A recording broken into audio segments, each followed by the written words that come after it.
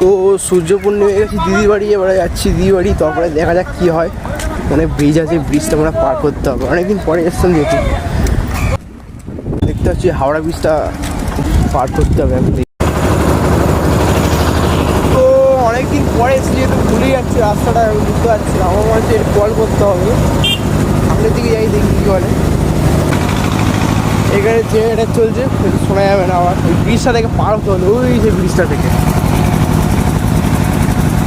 কিছুটা আমার চেনা চেনা লাগছে, বাকিটা দেখা। ও এখন অনেক দিন